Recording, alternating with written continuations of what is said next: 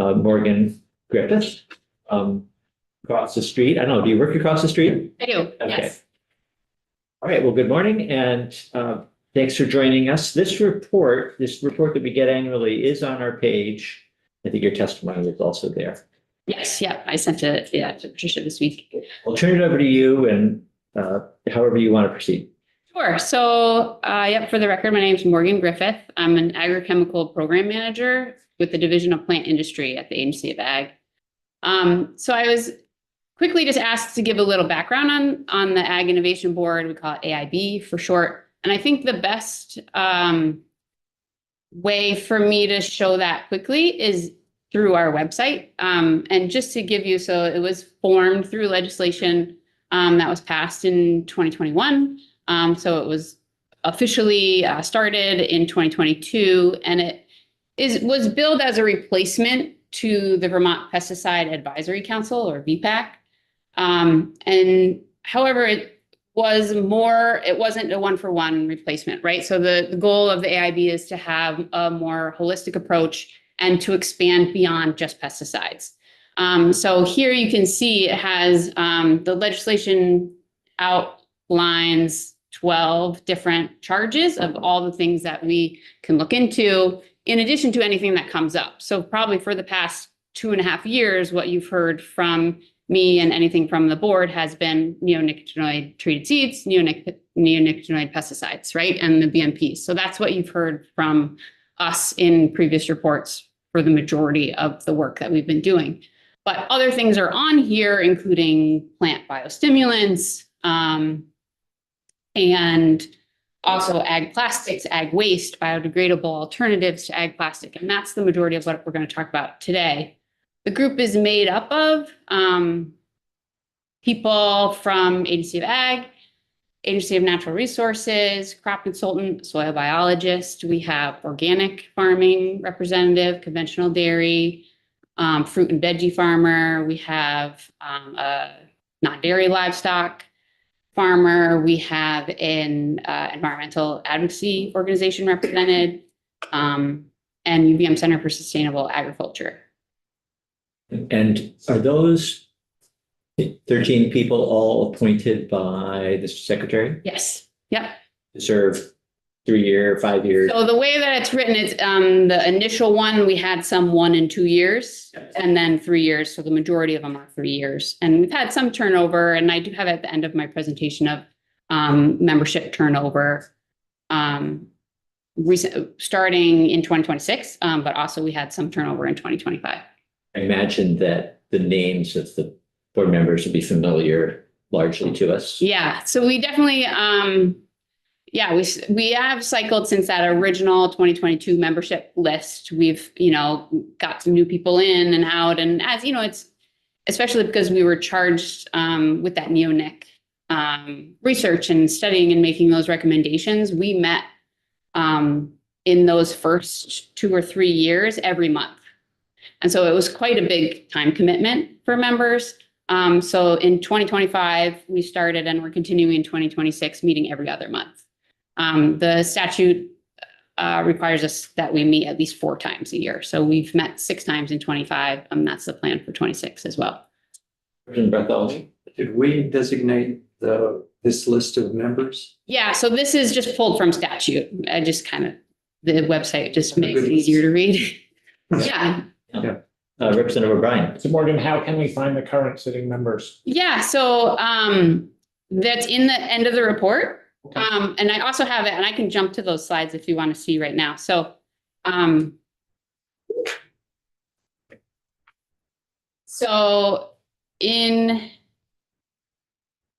see it, right? Yeah. So in 2025, we welcomed some new members. So we had Dr. Sean Lucas join us as a soil biologist. Wendy Sue Harper had held that for the first, from 2022 basically until 25. We also welcomed Leon Korse for an organic dairy farmer in 2025. And Jamie Hamilton joined us at the tail end of 2025 as a representative for non-dairy livestock farming. And then in 2026, we've welcomed Emily May from the Xerces Society as our representative for an environmental advocacy group. And we've welcomed Dr. Joshua Faulkner from the UVM Center for Sustainable Agriculture. So those names are not yet on this. Right, because it's, sorry, I kept to the 2025 report. So they've just been appointed in 26, probably in February or beginning of March was their appointments.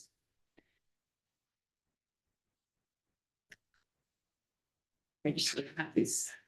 So, Well, thank you. That was, I think, very helpful background just to ground us in the history and what the board looks like. sure, yeah, happy. And anytime, just keep stopping me. You know, this is just so it seems like a succinct story to tell you guys, you know, but obviously, if you have questions, just Right. ask and I'll hopefully have the answer. So in 2025, we met 6 times. We had testimony and witnesses from internal and external subject matter experts came and talked to us. Everything is up on that website. So every meeting is recorded, all the minutes and the materials presentations that we hear are available online to everybody.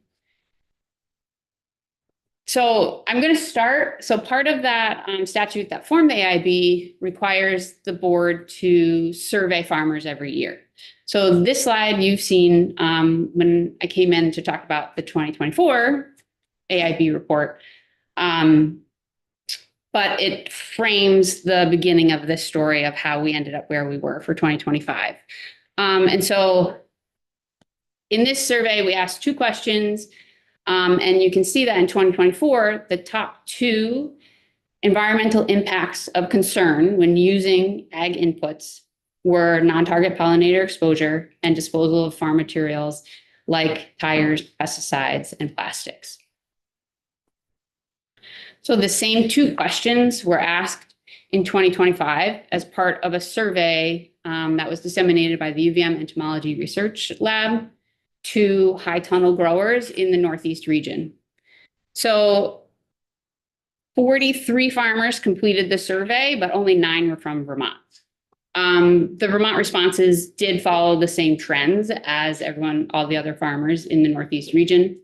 And so the top 2 environmental impacts of concern were disposal of farm materials and microplastics. And the challenges to reducing the use of the ag inputs that causes the farmer's environmental concern were availability and lack of knowledge of alternatives. In the 2025 report, members thought it was really important to include that board members understand that these survey results don't fully encompass all areas of concern or the issues of most importance to Vermont farmers, especially since in 2025 was a year of significant challenges kind of highlighted by the drought.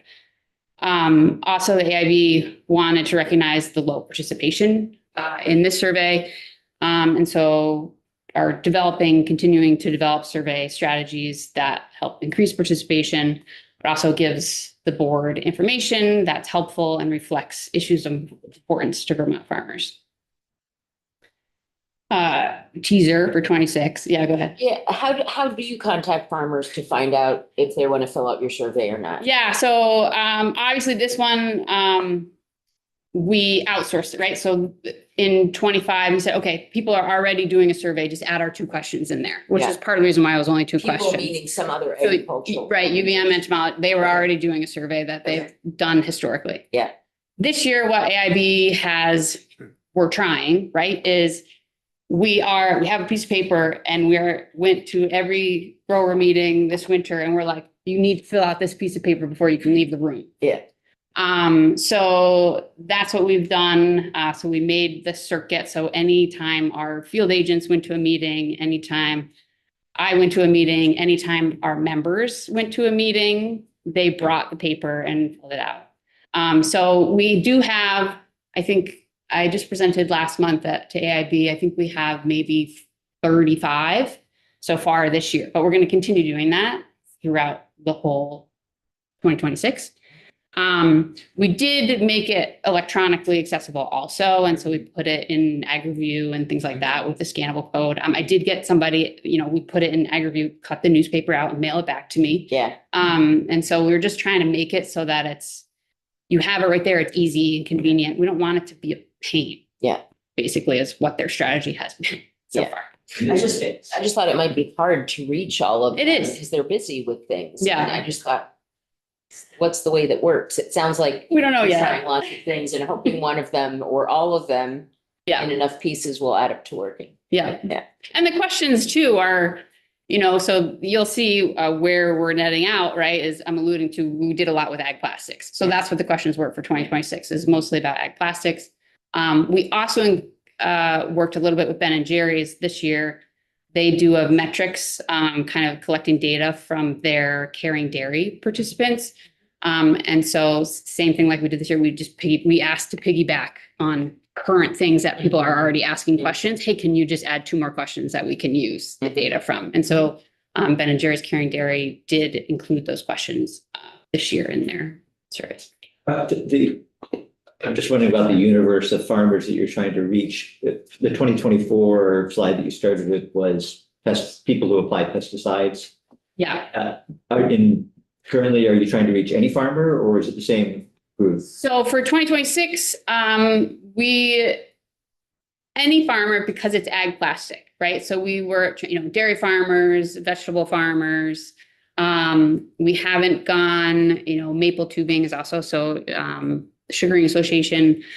So we're a little bit expanded, right, for this year's survey goals, just because we're a little more expanded in our scope rather than just Munich, right, users or something like that. Representative Nelson. Have you reached out to your conservation districts in the state to help with these surveys? Because they tend to get to a lot of farms, So diverse farms. yeah, so we did that. I would say, I think that was probably our 23. Probably. We just started in 2022. I'm not sure a survey got out in 22, but 23. And so that was basically, we used every listserv that Water Quality had, every listserv we had. We contacted all the growers associations and the conservation districts and said, please disseminate this electronic survey for people to do. And I don't know. I mean, I would say middle of the road, similar to the 2024 numbers. Like I think we got 50, around 50 to 60 respondents from that. So I don't know. And that was more of a overarching, that was, I think we still were in neonic mode, but I'm not sure we were officially, we weren't officially assigned yet. We didn't have that legislative responsibility quite yet. So we were a little more broad and ambitious in our question. I think that was a much longer survey. So yes, we have done that. I don't think it's crossed off the list of didn't work. I think that we can keep doing that. Yeah. Representative O'Brien. Just to follow up, do you ever do sort of listening sessions or take testimony, to get, say, 10 or 12 farmers in and then the AIB asks them, maybe deeper questions than a survey? Yeah, so we've only dabbled in that. So in 2026, we've dabbled in having a few farmers come in, and that is members chose to do that almost in response to a public comment so a lot of those, that list of charges, a lot of them deal with reducing pesticide use, right?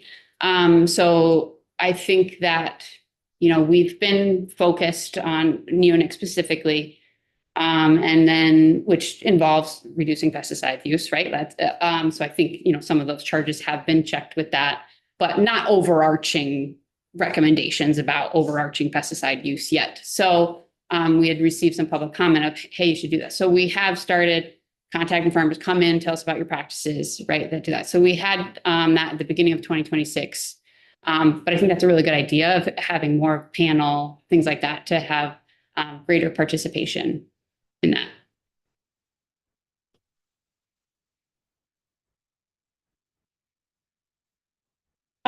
So because of these survey results, AIB members decided for 2025 to begin to address that concerns about ag waste.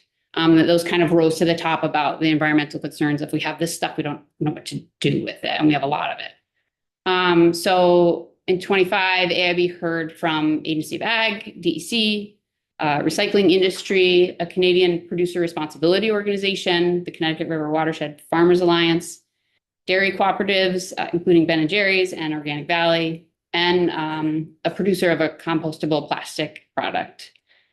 In 2025, also, the AIB continued to consult with the Agency of Ag as they shepherded the neonic BMPs through the rulemaking process. So that was still part of the work of the board through 2025. So I just pulled out, these are those legislative charges that I showed you. So relevant to ag waste and specifically ag plastic, two of those responsibilities are in statute. So they read, the AIB shall recommend practices to reduce the use and generation of waste associated with plastic in farming. And number 12 is AIB shall study and issue recommendations regarding the feasibility of the use of biodegradable plastics in ag and the promotion of the use of and production of biodegradable plastics and similar products in Vermont. So taking the survey into account, taking, in our legislative charges, we have these two things here. The AIB went to work. So they started by hearing about some preliminary work that was done by the Agency of Ag and an agricultural plastics work group that met and did kind of this preliminary investigation into ag plastics in 2019 and just a little bit over into 2020. So this slide, oh yeah, go ahead. Just to jog my memory, committee, who did we hear from in the Connecticut Valley Farmers? Excuse me, Alliance that was doing sort of a prototype of how to get rid of, say, ag bags. I remember they were bundling it. Yep, I have a slide. He came to talk to us, Mike Snow. Okay, and he was from the Connecticut. Yep. Valley? Okay. Yeah, so yep. He had testimony, right? Or it showed up somehow in it. Yeah, memory, I'd forgotten that. Yeah. Okay. Yeah, he came and talked to us. Yep. This is just an idea, right? So of all the different types of plastic used in different types of agriculture in the state. So this kind of preliminary investigation in 19 and 20 showed that most of this ag plastic ends up in the landfill. Some types of the plastic can be reused or recycled. Sometimes it's illegally burned or buried, or sometimes it's just stored and basically not managed. So in 2019, these disposal costs are most definitely higher now, but they were still significant in 2019 when they did this preliminary investigation into it. So this work group identified challenges in dealing with ag plastics. One, that the recycling infrastructure is extremely limited. Farmers have trouble cleaning the ag plastic as needed for recycling it, and they don't have enough space to store it. Oftentimes that storage time has to be longer than the waste they're used to getting rid of it through the landfill because of all these transportation logistics of getting it to where it needs to go. There's limited market demand for the different types of recycled plastic, and alternatives to plastic in our current farming practices are pretty few and far between. So these were what came out of that kind of preliminary investigation. So the AIB looked at ag plastic recycling programs of the past and then of the present. So now defunct programs include a pilot by Casella and Agrimark Cabot. Also a New York Recycling Ag Plastics Project has stopped operation. But current programs include MOFGA, so Maine Organic Farmers and Gardeners Association. So they have a program to recycle LDPE number 4 film. So that's what's used on greenhouses and high tunnels. The Vermont Nursery and Landscape Association, in partnership with Pride's Corner Farm, have a relatively new recycling program for plastic pots that are used in the nursery industry. The ACRC has an established program for collecting and recycling pesticide containers. So this is probably the most robust system we have right now for recycling a type of ag plastic. And the ACRC partners with a company called RPM Eco. So they we had RPM Eco come in. That was a new partnership. They had used another recycling prior to this year, well, 25. But they just started a new partnership with RPM Eco. And so we had them come in and talk to the AIB about their processes. And since they had just started, they had an early estimate was to collect 5,000 pounds of plastic from Vermont. And so this is just pesticide containers. And so what RPM Eco recycles those containers into are oil containers, 5-gallon buckets, and garbage carts. And then we had the Connecticut River Watershed Farmers Alliance. So they received a working lands grant from the agency in 2025 to pilot a recycling program for bale wrap. So we had Mike Snow come in, and he came in March of 25. So it was at the very start of his kind of getting the program up and running. So we plan on he's actually scheduled to come back at our next AIB meeting, which is in May, at the end of the month. But how their program was going to work was participating farms become a member of the Farmers Alliance, and they're given a super sack to collect their clean and dry bale wrap, right? Clean and dry being keywords. A super sack, I don't know, I used to work at Green Mountain Coffee Roasters, right? That's what the coffee comes in. It's like a flexible bag with 2 handles on the top. It's, width of this table, probably up to the light. Like it's a flexible super sack tote. Like that's what people buy. So actually, I think he was looking for donations from Green Mountain Coffee Roasters and things like that. That's what they get the coffee in, is these super sacks, or they get sugar in super sacks and things like that. It's common in the food industry to receive. Yeah.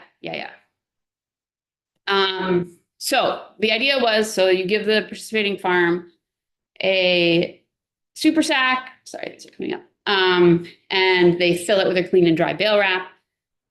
The Farmers Alliance would then pick up the super sack and bring it to a solid waste district. And so the participating ones are in Brattleboro, Lyndonville, and Lebanon, New Hampshire.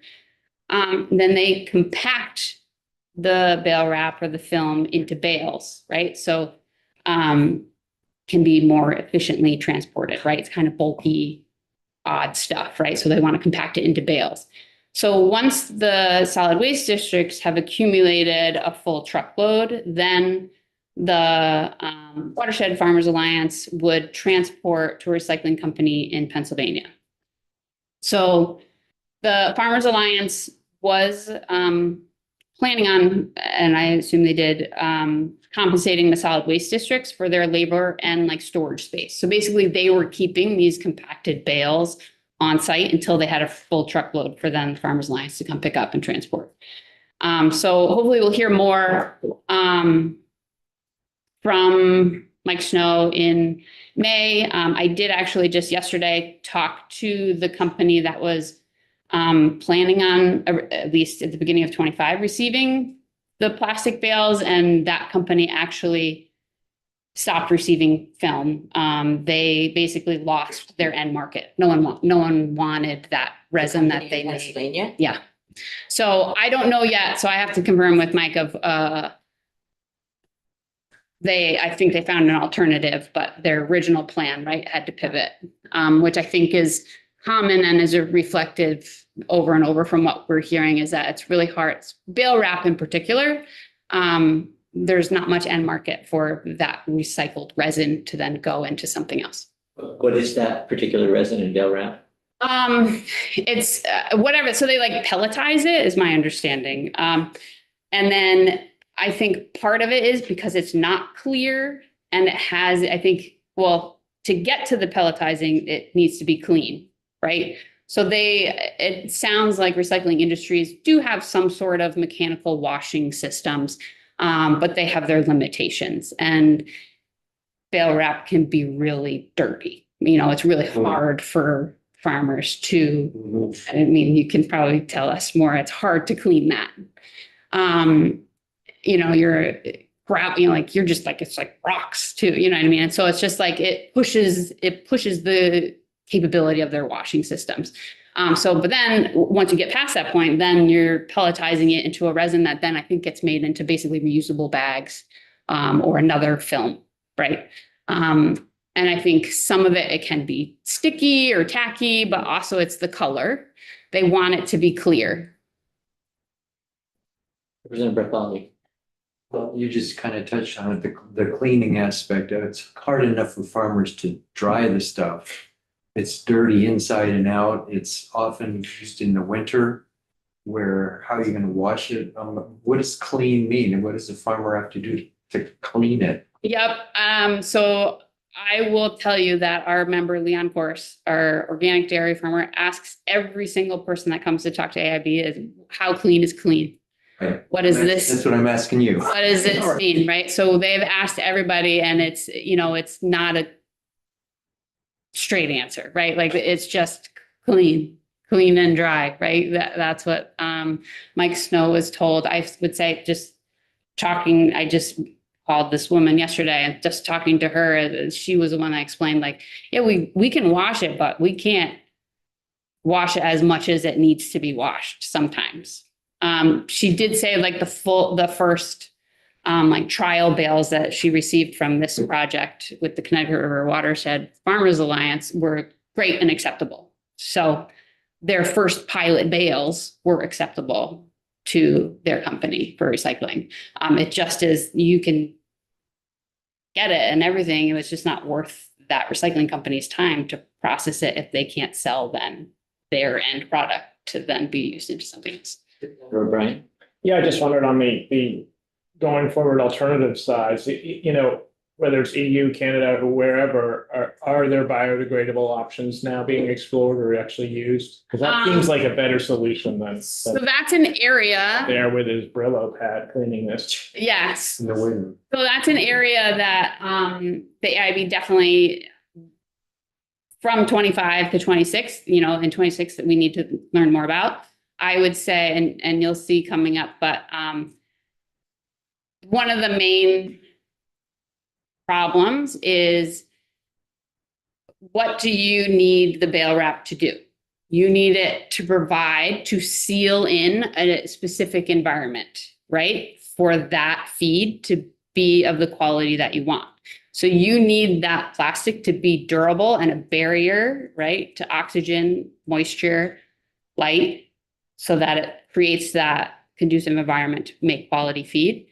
That's almost at opposition of being able to be biodegraded, right? So that dichotomy of both of those, the need of what you need the plastic to do for you, and then having it be biodegradable alternative are opposing ends of a spectrum.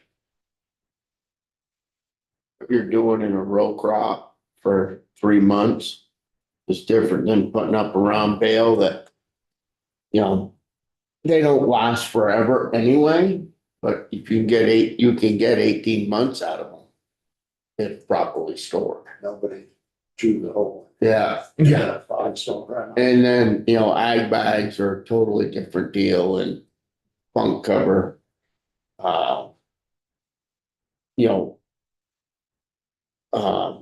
Nursery use, row crops, you know, when we did the hemp, we used all biodegradable plastic, you know, and it was great. So bunkers, a different product, different thickness. Oh, yeah, Okay. yeah, a lot thicker, Yeah. heavier. Yep. Ag bags are, gotta basically drive on a piece of it to get your bucket, keep it tight. And then you pick it out of the mud with a bale spear. Take it, it's like 300 feet long. It's kind of a mess. Yeah, I would think cleaning an ag bag would be even 10 times worse than just your bale wrap. Representative Lipsky? Yes. You know, I don't use ag products, but we use iron out bags to try to get our water to be less orange. Mhm. Do this for a year, and you do it for 5 years, you've got a massive They will take them, but you gotta cut them open. Pull them inside out, wash them. Who takes them? Your solid waste district for recycling? Yeah. Oil some. But the point is, I'm asking, there's a water quality impact from anything you wash, whether it's in a domestic or a farm setting. The amount of, water you're spraying, you don't do it in the house, you do it out.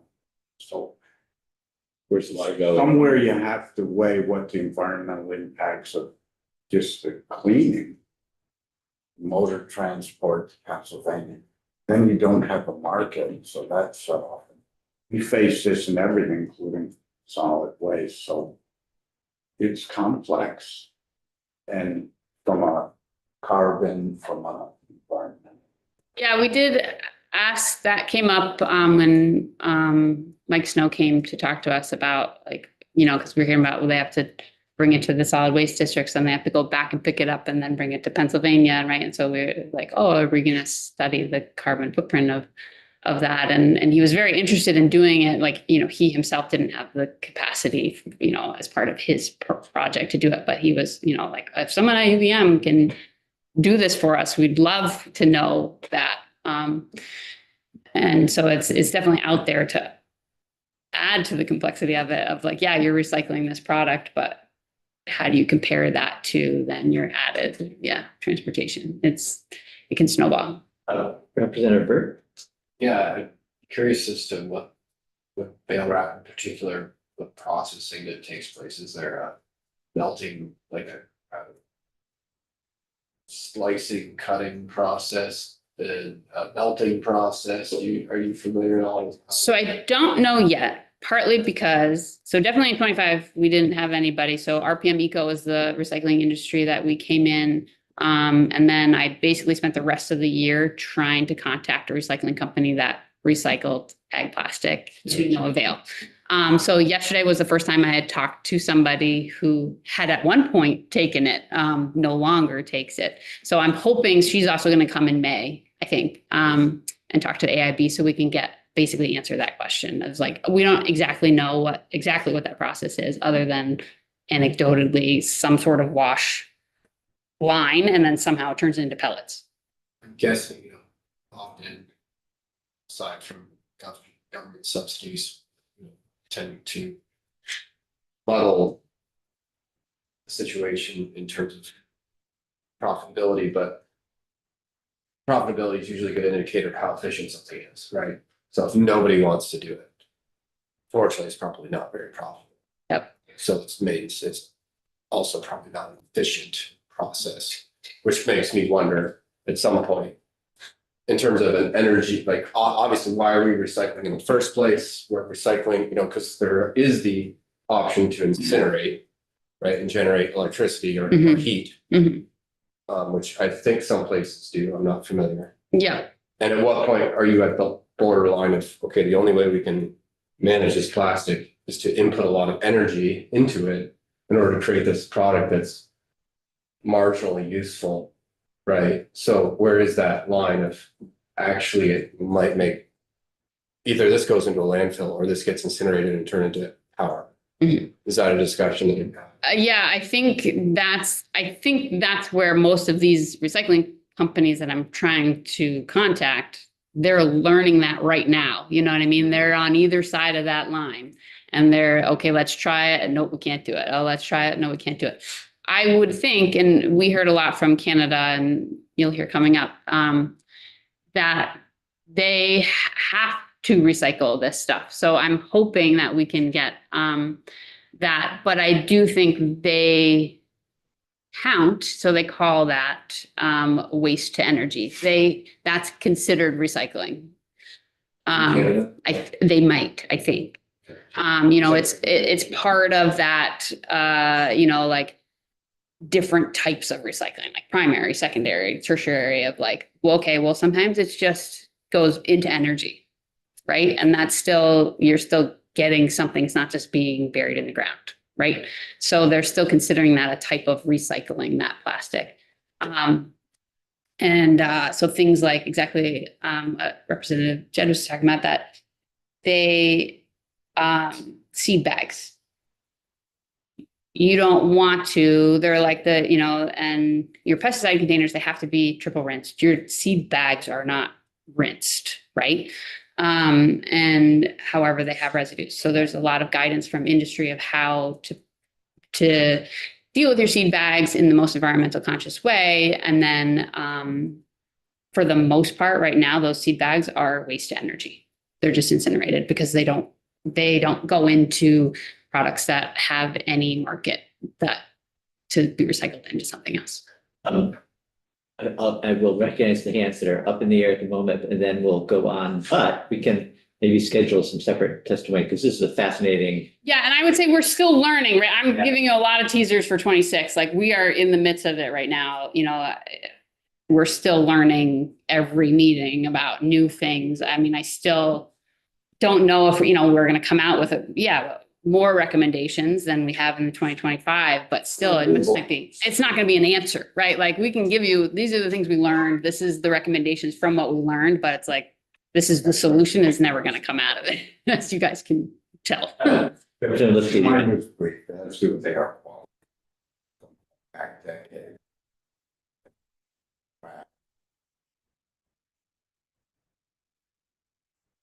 You scrub these microplastic, minuscule particulate matter. What's that do to air quality? And eventually they drift back into the water system. Good point. Yeah. Hey, Jed, Definitely beyond my- clean coal. You don't worry about it. Representative Hazel. Yeah, so you were talking about incinerating certain things and I would assume that incinerating plastics would release toxins in the air and maybe not be plan A. What are seed bags made out of is really what my question is, because you said seed bags are being incinerated. Yeah. What is a seed bag made out of? So I can't tell you exactly right now. It's plastic, So it is a form of plastic? Yes. Okay. Seed bags, Yeah. like corn seed bags. Yeah. A lot of paper, and then there's soy ink in them. And there's a very thin barrier of plastic. Right, that could be in between. I mean, Like a grain. like thinner, like saran wrap thin. Okay. Probably thinner than saran wrap. Yeah. And the only reason it works is it's in those layers of paper. But to be sure, you leave your corn seed out in your pickup truck and you're planting and it starts to rain, you even if you can still plant, you stop and you cover your load because Yeah. you're gonna have wet corn seed Yeah. and bags that are melting when you try to handle them. So And some of those, a lot of that corn seed has a treatment too, so that's. Right. So lining that the inside of the bag. leads to that keeps the stinging critters Yeah. at bay. How about flag for next year? I mean, I just saw it referenced earlier, but I know in our town, there was confusion about like the nursery pots and the seed planters because that black plastic, the Central Vermont Management District did not want. right isn't Even though they're marked as plastic number 2 or plastic number 1. So I think within the sort of growing, Vermonters growing vegetables, it's really confusing. Yeah, I agree. It's definitely different types. And I did make these links so that you can go in and dig into these specific programs for that. The VNLA one is pretty new. It was like maybe mid 2025 when they kind of partnered and started this plastic pot one. Could they take that plastic? I'm just thinking way outside the box. And compress it into blocks that could be usable in the construction industry. I mean, that stuff, with a little heat and a lot of pressure. So that's some of things that we've heard get made into like curb stops, pallets. Basically, we've heard that things that can tolerate variability are a decent end use for then this recycled content. Just because it's not always going to be consistent what that recycled content is going to be. And so then also it's like, obviously you're not going to make your goal out of You it. can't make pallets out of it because we have Representative Lipsky in here that wants to cut hardwood trees, to make pallets with. Softwood. Yeah, so, but exactly right. Yeah, I think that they're doing that. I think many years, Leon Force talks about being at a meeting in California and they were making like sidewalk panels out of recycled plastic and I've heard fence posts, right? Things like that. Okay, where am I? That. So another pilot program that we've heard about, so Organic Valley Cooperative in Wisconsin. So I know that, you know, we're involved in Vermont, but they had done, the majority of this was out of Wisconsin, some piloting program. So they started with a 9-year recycling program of vegetable plastic mulch. And then this program now is completely self-funded and still sustainably operated by the farmers. And so it started supplemented and funded by Organic Valley, and now the farmers do it on their own. And so for this vegetable plastic mulch. And so Organic Valley also contracted with a consultant just to kind of get an idea of, all right, dairy ag plastic, you know, what are we talking about? And so what came out of that, I think, is kind of to put it in a little bit of perspective of what members kind of glommed onto the most was 8 to 15 pounds per cow per year of ag plastic. And so Organic Valley also talked to us about a Midwest company called Revolution Plastics. And they, as you know, it's on their website as well. But however, this is a company that was still trying to, but I'm unable to kind of learn more about of having them come into AIB. But they have a program that provides free dumpsters and pickup for ag plastic films. And so I do think this was one that the Organic Valley representative said that they had developed a mechanical washing system. But we don't know more about it yet. Challenges highlighted by Organic Valley include high cost, contamination, collection logistics, efficient management of kind of high volumes, bulky of the film plastic, and then the limited alternatives. Representative Bartholomew. 9-year recycling program, is that, it's been going for 9 years, or the plastic's 9 years? What does that mean? So the program itself ran for 9 years, funded by Organic Valley, and now it's continued. And that was, did I write the years on that? I think that was one that started in 2009. So it ran to 2018, but now it's continued just by the farmers funding it themselves. So like the infrastructure was still there, but Organic Valley doesn't have to pay for anything. So the AIB also learned about extended producer responsibility regulations. So in Vermont and Canada. And so basically those types of regulations put the onus on the manufacturer of the plastic products or the other products, right? For them to provide basically management of that full life cycle of their product. So it needs to include a plan for the end of life of that product. So include a recycling plan or disposal plan for those products. So Vermont currently, we have 5 EPR laws on the books, including for electronics, paint, mercury thermostats and light bulbs, and batteries. And then we had the recent household hazardous waste EPR law covers a wide range of products, excluding pesticides. And it does address the high costs that municipalities face when managing household hazardous waste. So all the existing EPR programs in Vermont correlate with landfill bans. So that's smart, right? Ensuring that when a ban is in place, it's paired with a viable recycling program. The one exception is tires. So waste tires are banned from the landfill, but to date, tire EPR legislation hasn't passed, but has been introduced a couple times. So AIB learned from Canada. So they have extensive EPR regulations They differ by province. But the AIB heard mostly about Quebec's EPR regulations. And they include bale wrap, silage bags, pesticide containers, greenhouse plastics, and maple tubing. So through these regulations, the manufacturers of these products are required to develop and finance government-approved recycling programs. It's difficult for each of those manufacturers to meet those requirements on their own, right? So they utilize this National Producer Responsibility Organization, or PRO.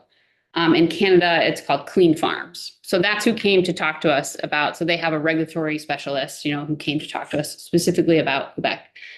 And so the PRO helps the manufacturers meet the regulations and also coordinates then the recycling program. So it kind of lets manufacturers then be members of this PRO to say, okay, I need to be in compliance. Help me out. I'm not going to develop my own program just on my own for my own product. So producers is written on here, but I know it can be confusing. Producers is similar to manufacturers, right? So I'm not talking ag producers here. So the manufacturers do pass along the cost of being in compliance with these EPR regulations to consumers with eco fees. They're estimated at 7 to 10% of the product cost for hay and silage related products. And so that eco fee is a little bit lower for pesticides. So lessons from Clean Farms in developing these EPR regulations include conduct ag waste studies to quantify the plastic volumes, identify your recyclers and collection sites, pilot programs to test your regional feasibility, give at least 2 years, if not more, for implementation. And enforcement on manufacturers is challenging, but it's necessary to get their participation that then makes all of the programs financially sustainable. Clean Farms emphasize collaboration between all the parties just to make this kind of a sustainable success. So a little bit more about Clean Farms, right? So they're operating as this middleman of sorts between the EPR regulations and the manufacturers, and they're developing and implementing all the recycling programs. So Clean Farms started as a pesticide container recycling program. I would think so. Same with ACRC in the United States. That is the most established recycling program that we have of ag plastic is for pesticide containers. So then they've expanded their scope, but so by being a national PRO, they can pool their resources under this Clean Farms umbrella so that they can run more efficiently. Farmer cooperation is pretty strong. For them, they have over 2,300 collection sites, but cleaning the waste is a challenge. We've talked about it, seed bags and bale wrap. They do try and do quite a good job with educational campaigns and guidance from industry of how to deal with these. And so this is where we learned that those treated seed bags currently are energy from waste facilities, so that that's their recycling option. So considerations is that basically keeping costs low through operational efficiencies. They can have operational efficiencies because they're pooling everything together, right? So all the manufacturers are funding Clean Farms to say, okay, help us be in compliance, and then it gets all together, right? With scale comes lowering cost. Basically, you want to get your money from your manufacturers so that farmers don't have to bear that cost. But as we saw, it can get passed on as an eco fee when you buy the product. Building it as convenient and accessible to farmers as possible so that they can easily participate in programs and collaborate early and often with everybody. So to briefly address, if you remember that second legislative charge was about biodegradable. So in 2025, we only just dipped our toe into it. And so board members heard from a company making compostable net wrap. I think as a film, it's harder to make as a film. It's easier as a twine, right? So net wrap was an easier product to innovate. So that company is called Nature's Net Wrap. It's based out of Canada. And so from them, members really learned the important difference between the term compostable and biodegradable. So most things are biodegradable, including your traditional plastics, can be degraded by a biological entity. The resulting product from that biodegradation is not always environmentally safe, to not use a great word, but right. So compostable products, right, they have to meet an established standard to break down a certain amount of time under certain conditions, and that resulting material has to be non-toxic. So basically what came out of 2025 is we had preliminary recommendations. As you can see, we learned a lot, had a lot more to learn, but we did kind of pull out, okay, these are the key things. So in terms of EPR, so in developing EPR policy, collaborate early and often with interested parties and study the inputs and test feasibility. Policy should have a long enough lead time, 2+ years, to develop and implement anything. Collaboration beyond important. Enforcement is important for the financial sustainability of any program. So enforcement is key. So if you're a policy recommendation from board members must include naming the enforcing entity and ensuring they have the capabilities and resources in order to effectively enforce any EPR policy. And then this pro model that facilitates the EPR regulations and the requirements for the manufacturers was a proven policy option because of that pooling of resources. So an alternative to EPR policy and state regulations is supporting ag plastic recycling programs. It's important to identify that end market for the plastic waste. We did hear, though, there has been more and more requirements being passed lately that requires end products to have a higher percentage of recycled content in them, right? So in essence, that should drive the market up for recycled content, right? So think of like those pellets, right? They should have a higher market for those pellets because they are going to be required to have more recycled content in their end products. So there is light at the end of the tunnel there so that maybe that market will go up. But if ag plastic can be the feedstock for that is what we're learning still. So AIB wants to continue to learn from past pilot programs in Vermont to understand those local challenges that we saw. And as far as alternatives, we talked about this, is that opposing nature of what we need the plastic to do, and then what makes something compostable / biodegradable. So it's just important. Also, this is where I snuck in that organic farming standards limit the adoption of use of biodegradable because they consider them a soil amendment in organic farming, which makes complete sense. So that means that biodegradable plastic alternative has to meet the criteria of a soil amendment as well.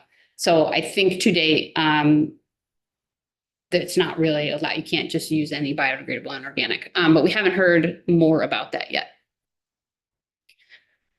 And so this is just my other things AIB talked about. So the Neonic BMP rulemaking. We also continue to hear about the Neonic research done by Dr. Heather Darby at UVM. We also, in 2025, the Agency of Ag helped fund a study for wild pollinator research by the Vermont Center for Eco Studies. And so at the time in 2025, we had Ryan Rebozo as a member of the AIB. So he talked about that research that was starting. And then we also had an update from the apiary program. And then always AIB keeps informed of any PFAS policy discussions that are relevant to ag. So in 2026, we've been talking a lot about what we have been doing, what we have been learning. So we did see that the BMP rulemaking process over the finish line. So our next neonic related responsibility as AIB is to keep consulting with the Agency of Ag as they develop the pest risk assessment process for that law. Obviously, we have a lot to learn about alternatives. We have more to learn about from the recycling industry and existing recycling programs that are out there. So then I also kind of talked about this as we've been trying to hear from people and practices that may reduce the use and dependence of pesticides in Vermont. So we haven't done full in on this yet, but we've kind of sprinkled it in. And that was the plan for 2026 as we go, just recognizing that it is a component of some of those legislative charges of that list of 12 things. And that's it. And this was just our members, which we already talked about it. Slide, Yeah. Good, thank you. Representative Bartholomew. You touched on PFAS. Can you briefly explain more of what kind of exploration you've done to that, particularly in pesticides, both as the lining of the plastic bottles or inert ingredients or active ingredients in pesticides? So I would say we haven't talked about that at all, only Vermont specific things that have come up. But so we usually have Dr. Pam Breyer tell us if anything is happening basically here, like with you guys. We haven't gone full in, members haven't asked to go full in on PFAS and pesticides. And so we haven't discussed that. I'm keeping a list of potential witnesses. I'm going to add Dr. Pam Breyer to Oh, that. yeah. So yes, she's our resident PFAS. Yeah. With the agency? Guru. Yeah. Okay, good. Toxicologist. Yeah. Yeah. She's our Yeah, toxicologist. good. Other questions? So. I was just, one thing you haven't mentioned is paraquat, which we passed, and you're gonna be involved with Yes. the alternatives. Yep. And I think we'll work with UVM for sure, Dr. Bradshaw, to meet that requirement for sure. Obviously, we don't know. We wait until that, ink is on the page and then we hit the ground running. But yeah, it's there. We know. It's, And just one other thing, one thing we didn't really talk about is contact.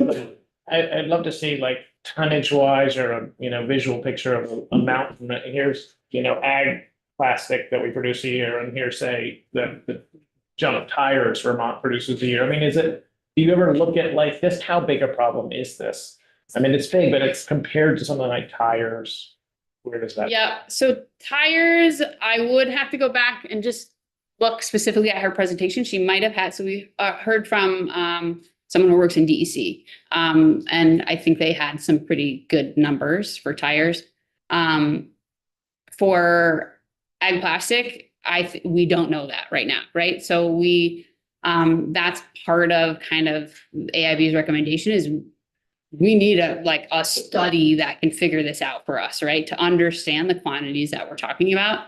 We did try in the 26th survey, and ask questions to get it, even just, it's like estimate is a strong word, right? So we basically asked people how many rolls, because we wanted them to be able to do it off the top of their head, right? Because they're sitting at a meeting and we're handing them a piece of paper, right? So we asked them, how many rolls of bale wrap do you buy per year?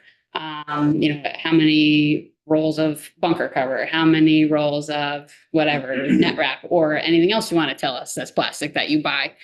So we kind of had a lot of open-ended questions like that. And then we have to kind of make estimates about, okay, well, it's about this amount, a roll weighs about this much. So then we can extrapolate this total poundage or this total even square feet, like however we wanted to kind of look at it. So that's kind of where we're at right now. We knew that was a gap. It's what we're doing in a survey is not adequate in, providing exact numbers to actually influence policy or program development or business development, business plan development of those programs. But at least it's ballpark at best. Yeah. So, yeah. It's not on this slide, but you are on the board, right? I am, yeah. So, Steve is. Right. So we have 2 member slots for Agency of Ag, basically, someone from, agrochemical program and then secretary. So Steve is the representative in place of Secretary of Ag, and then I'm the, representative of the agrochemical program.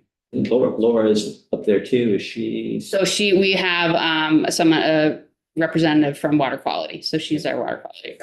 Yep. It sounds like you've got so a full board, got plenty to do. You're meeting fairly regularly. Yep. Yeah, we will have, sadly, this, just because it's up here, our toxicologist, who was our representative from the Department of Health, passed away, just a month ago almost. So we don't have that filled quite yet, but so we're, yeah, she will be greatly missed, but. Are we out of time? No, go ahead. Well, we are, but go ahead. Sorry. Outside, my wife and I were in Austria a number of years ago, and you're just looking at their practices, they have weather similar to ours, where they would have wagons where they would take loose hay and collected wagons, bring it back to barns where they would dry it and then bale it in the barn after it was dried. Any sort of thought, obviously we have systems in place that work, they're efficient, and we roll with it. And, a big deep bunk with a 6 mil poly on top doesn't add up to a lot of plastic per ton of feed. But is that ever a conversation of what could we do to transform our systems so that, just putting up dry round bales, right? Dry it in the field, but we all know that some years, last year was a great year for dry round. Right. Yeah. The previous two, no. Yeah. So is that a conversation of how do we decrease the amount of plastic being used in the first place for our systems? Yeah, I think that we can definitely add that to the list of, we would need to overhaul, our current practices, right? And if that's possible. And so if we can find, and gladly, if you guys know anybody who is doing remotely something like that we can have in to learn from, we definitely would, do it. I think it's a really good point and something that AIB could possibly explore. We can go to Europe and stuff, but then I need that local input to be like, hell no, that's not gonna happen. They also find a way to make Yeah. King 40 cows still somehow financially feasible. Right, yeah. Oh, Greg, I tell you I that think they get a check anything, in the mail because they I have suspect, yeah. a facility where they milk cows, so. I tell you, anything was possible if we could pass any fees associated with it onto the consumer, but since we can't, we gotta take what they give us. It's hard to do anything. That's why A better gallon of Practice it. milk is pricier there too.